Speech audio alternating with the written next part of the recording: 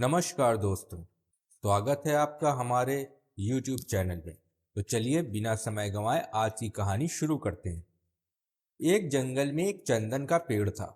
एक तरफ बाकी सब पेड़ थे जो समूह में झुंड में थे। वहीं ये चंदन का पेड़ था जो अकेला था। सालों तक इसी तरह से अकेले रहने की वजह से चंदन अपने अकेलेपन से परेशान हो चुका था। उसे भी अब विचार आते थे कि उसके साथ भी कोई खड़ा हो या कम से कम उसका कोई दोस्त हो जिससे वो इतने बड़े जंगल में खुद को अकेला न महसूस करे। एक दिन उसने अपने सामने कुछ अंतर पर खड़े पलाश के पेड़ से कहा, तुम तो दिखने में बहुत सुंदर हो। तुम्हारे कितने सुंदर फूल हैं। मुझे पता है तुम्हारे कई सारे मित्र होंगे, लेकिन अगर तुम चाहो तो मैं भी तुम्हारा मित्र बनना चाहता हूँ। पलाश का पेड़ मुस्कुराया और बोला, हाँ हाँ क्यों नहीं, बल्कि मुझे तुम्हें मित्र बनाकर खुशी होगी, क्योंकि तुम ज़्यादा सुंदर ना सही लेकिन तुम्हारी खुशबू इस पूरे जंगल को महकाती है। तुम्हारी वजह से हमारे आसपास की हवा खुशनुमा रहती है और हमारा दिन अच्छा गुजरता है। पलाश की मीठी मीठी बातें सुनकर चंदन के पेड़ को बहुत अच्छा लगा। उसे लगा कि आखिरकार वो अब अकेला नहीं रहेगा और पलाश उसका सच्चा मित्र बन पाएगा। लेकिन वो कितना गलत सोच रहा था, ये उसे अपने भविष्य में पता चलने वाला था। एक दिन एक लकड़हारा पलाश के पेड़ की छाया में आराम कर रहा था। लकड़हारा काफी चिंता में दिखाई दे रहा था। पलाश ने उससे उसकी चिंता का कारण पूछा तो लकड़हारे ने उसे बताया कि वो जंगल से सूखी लकड़ियां काटकर उन्हें बाजार में बेचता है और उनसे पैसे कमाता है और इस तरह से वो अपना घर चला पाता है।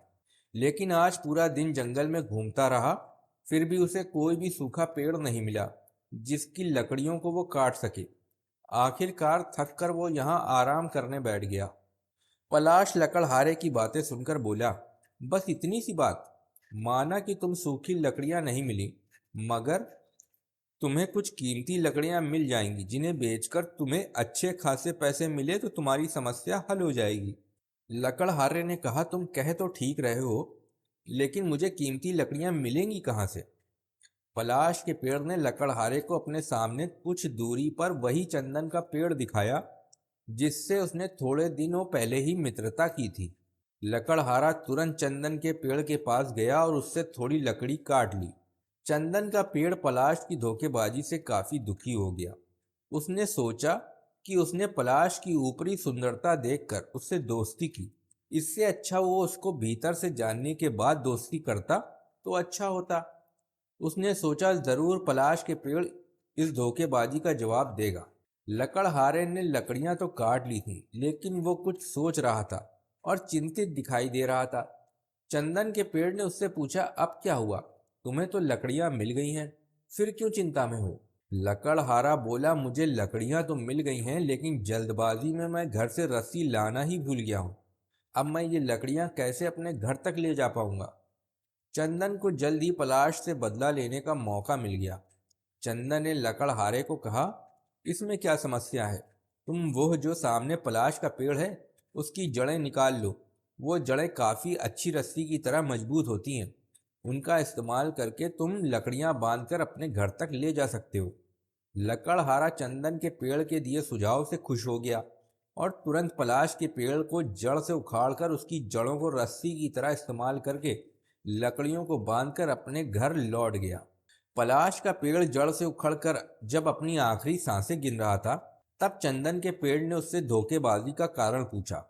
तो उसने बताया कि वो चंदन की खुशबू से जलता था, क्योंकि उसके फूलों की खुशबू चंदन की खुशबू की वजह से दब जाती थी और सभी चंदन की खुशबू की तारीफ करते थे बजाय उसके फूलों की खुशबू की।